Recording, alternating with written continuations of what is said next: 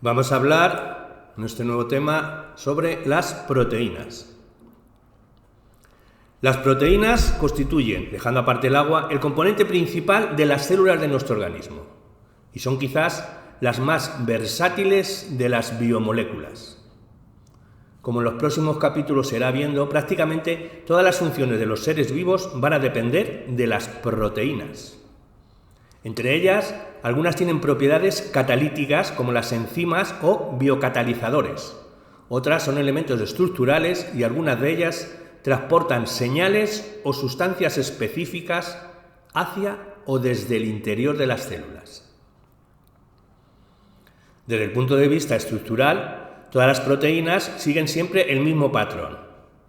Son grandes polímeros compuestos por la unión en una secuencia lineal de otras moléculas llamadas aminoácidos. Estos son un tipo de moléculas con unas propiedades muy definidas. Todos ellos tienen un grupo carboxilo, COOH, y un grupo amino, NH2, unidos a un único átomo de carbono. La peculiaridad de cada aminoácido viene determinada por la cadena lateral unida al átomo de carbono, que tiene una estructura diferente en cada uno de los 20 aminoácidos distintos que existen, y que suele denominar de una forma general como grupo R, radical. Este grupo determina las propiedades químicas y biológicas de cada aminoácido. Según su naturaleza, encontramos aminoácidos apolares, polares, no cargados, y cargados positiva o negativamente.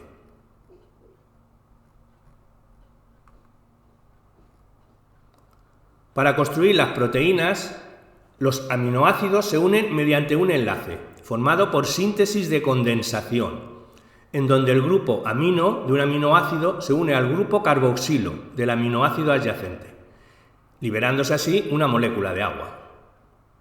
Esta unión entre los dos aminoácidos adyacentes de una proteína se llama enlace peptídico, y la cadena de aminoácidos que de esta manera se forma se denomina polipéptido.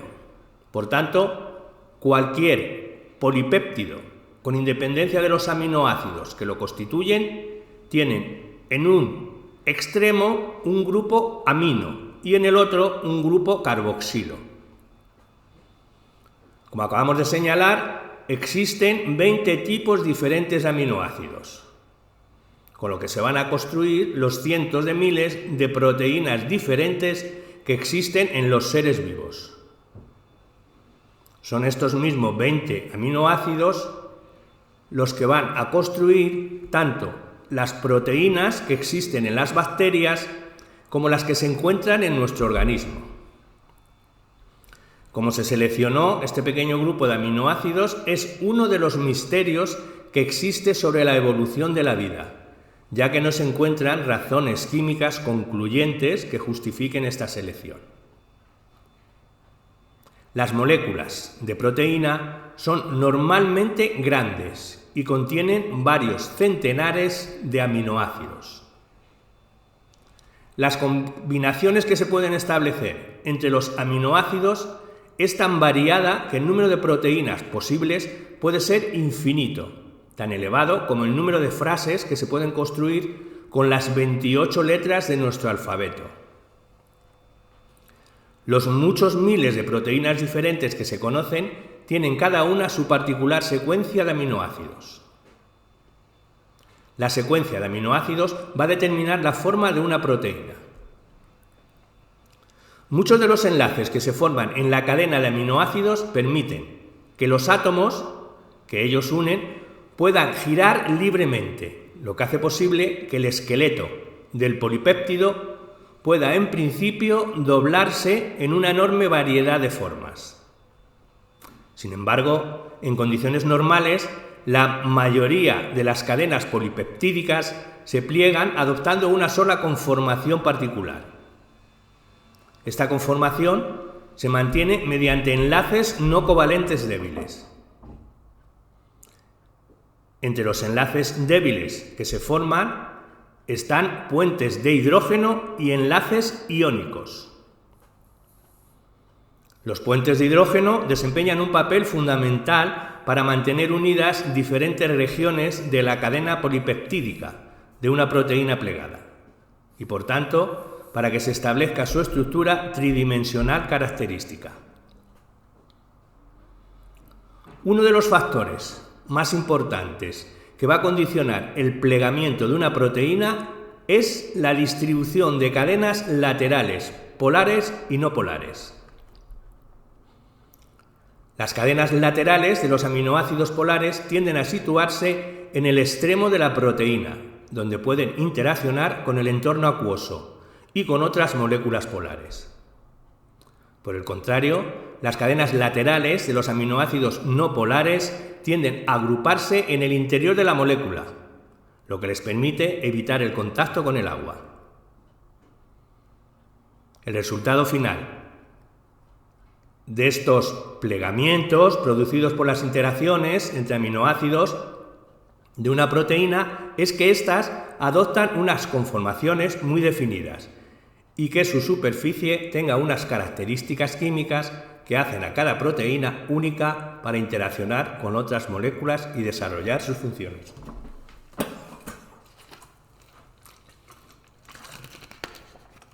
Cuando se describe la estructura de una proteína, resulta muy útil distinguir diferentes niveles de organización. La secuencia de aminoácidos constituye la estructura primaria de la proteína. Cada proteína tiene su particular estructura primaria y de esta va a depender las características estructurales y funcionales de la molécula. Pero para conocer determinadas propiedades biológicas de una proteína es necesario tener presente, además, su conformación espacial.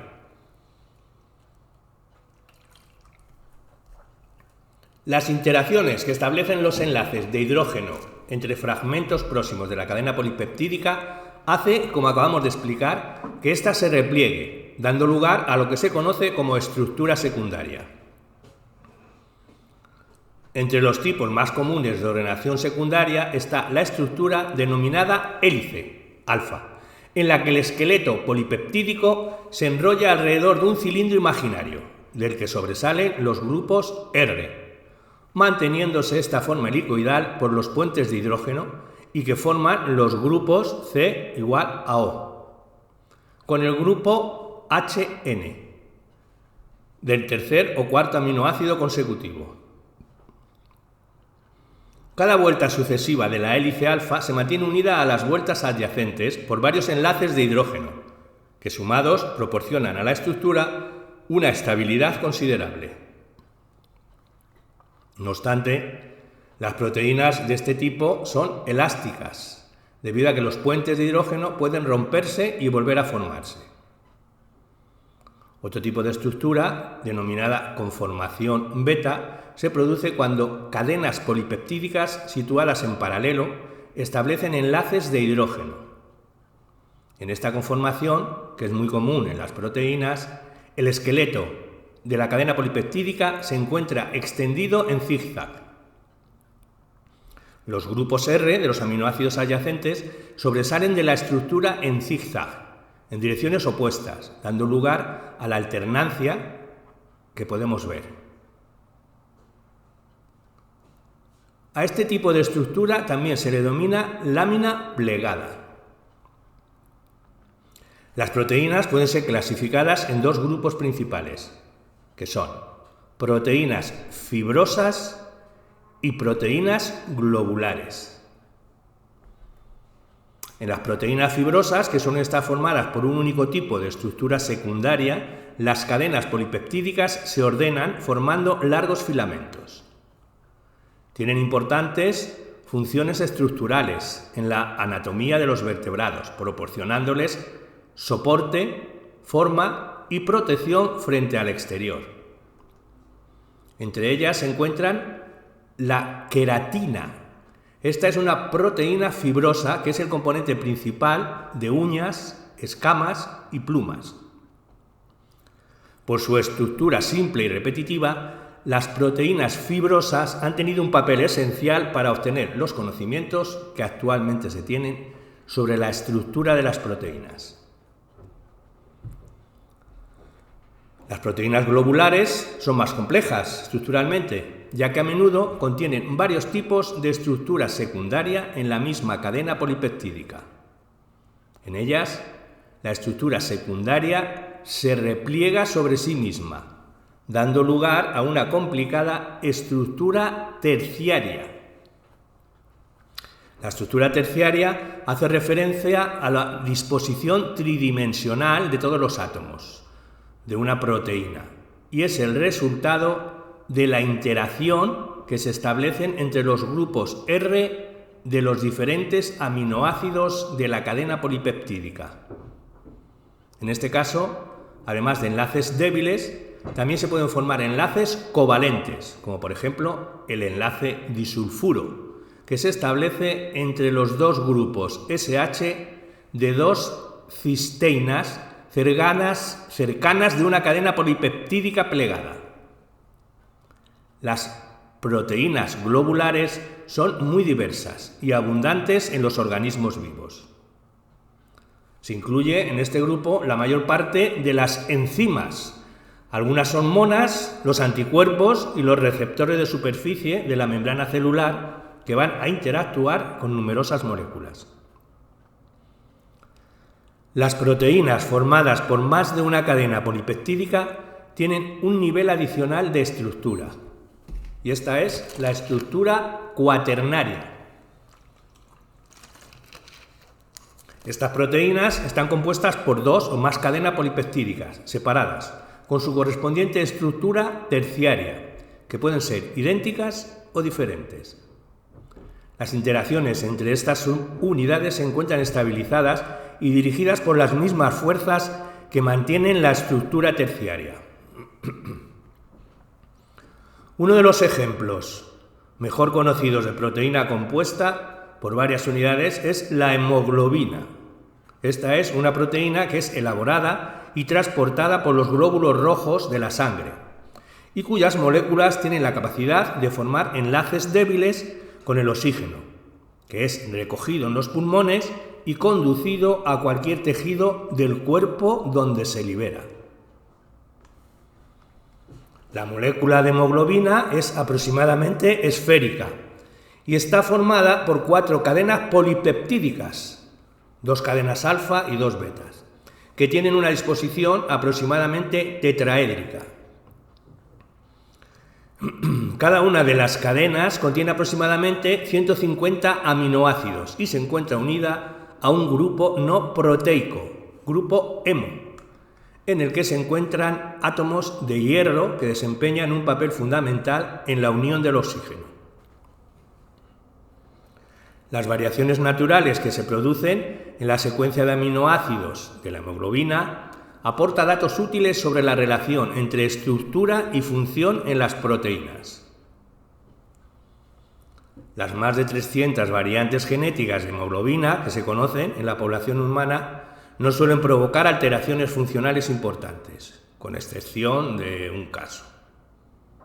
Concretamente, la sustitución de un aminoácido, valina, por ácido glutámico en la posición 6 de la cadena beta es la causa de la enfermedad conocida como anemia falciforme.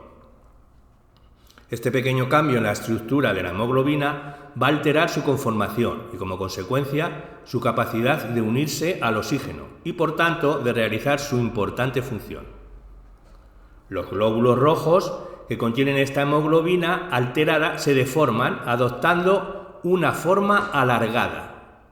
Este ejemplo pretende ilustrar cómo la sustitución de aminoácidos entre 600 produce una alteración de la estructura primaria que va a condicionar la estructura secundaria, terciaria y cuaternaria de una proteína y, en consecuencia, la función que desempeña.